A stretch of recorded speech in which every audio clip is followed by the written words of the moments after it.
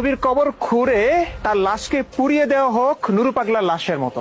আমি শুধু বলছি তার কবর খুঁড়ে দেখা হোক তিনি জীবিত আছেন না নেই। যদি জীবিত থাকেন ভালো কথা, আসসালামু আলাইকুম নবী, সালাম দিয়ে চলে আসবো, পুরো পৃথিবীকে দেখিয়ে দিব হ্যাঁ আমাদের নবীজি সত্য বলেছিলেন, তিনি সত্য নবী, ভণ্ড না। সমস্ত নাস্তিক আস্তিক হয়ে যাবে, পৃথিবীতে আর অশান্তি থাকবে না, সবাই এক ধর্মের ছায়াতলে চলে আসবে। আর যদি দেখা যায় মরে গলে পচে লাশের অস্তিত্ব খুঁজে পাওয়া যাচ্ছে না, তাহলে তো স্পষ্ট হয়ে যাবে যে 1450 বছর আগে আমাদের প্রিয় নবীজি হযরত মুহাম্মদ সাল্লাল্লাহু আলাইহি ওয়াসাল্লাম মিথ্যে বলেছিলেন, তার কথা মিথ্যে প্রমাণিত হবে, তিনি ভণ্ড প্রমাণিত হবেন আমাদের এই নুরু পাগলার মতো। এই সাত আসমান সাত জমিনের মধ্যে তোমার মতো বেআকাল মূর্খ বদবাখত জাহেলে মরাক্কাব আর হয়তোবা একটাও নাই। তো বাইরা, এই আমার পাশে যে ভিডিওটা দিলাম, এই ভিডিওর যে ভয়েসটা শুনলেন আর কি আপনারা, টুবি মাথায় পাঞ্জাবিও আছে তার গায়ে, সে আবার এরকম একটা মাউথ ঝুলাইয়া একটা সোশ্যাল মিডিয়াতে ভয়েস দিছে।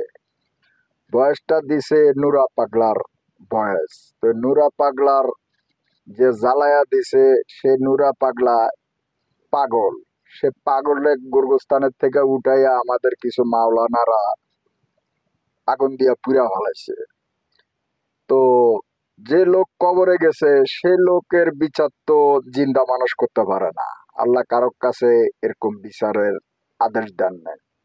তো ওনারা কোন দলিলে কোন কোরআনের আয়াতে পাইছে যে গোরগোস্থানের থেকে মানুষ উঠাইয়া জিন্দা মানুষে মরা মানুষের বিচার করা?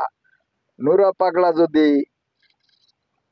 ভুল করে থাকে সেই উপরালাই বিচার করব। যেমন আমি একটা আদম, আমি যদি কোনো ভুল করি, কোনো ফেরায়নের কাজ করি, কোরআন বিরোধী কথা বলি, রাসূল বিরোধিতা কথা বলি, আল্লাহর বিরোধিতা কথা বলি, তাইলে সমাজের লোকে আমার জীবিত থাকলে একটা মাছ থোবার আমাকে সমাজের মানুষের বিচার আচার করতে পারে, আইন আছে, আইনের বিচার করতে পারে, আমি জীবিত।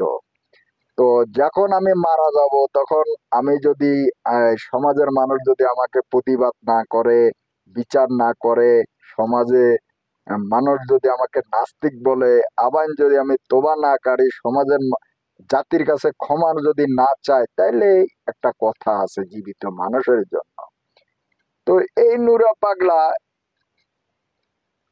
যে কোনো জিনিস একটা দাবি করছিল, যে উনি দাবিটা করছে, একটা পাগলে দাবি করছে। তো পাগলে যদি দাবি করে থাকে সে মারাই গেছে, তো তা সেই মৃত ব্যক্তির বিচার করে হইলো আল্লাহ পাক রব্বিন আলামিন। সারা পৃথিবীর 18,000 দুই জাতের বিচার, এক হলো জিন আর হইলো মানুষ। এই 18,000 মাকরুমের থেকে দুইটা জাতির বিচার আল্লাহ পাক রব্বিন আলামিনে করে। তো আল্লাহর বিচার এখন জিন্দা মানুষও করতেছে। তো জিন্দা মানুষে যখন আল্লাহর বিচার শুরু করলো, এই আমাদের কিছু টুবি পাঞ্জাবির মাওলানারা 2 টাকার দামের যারা একজনের দাবাত দিলে খাইতে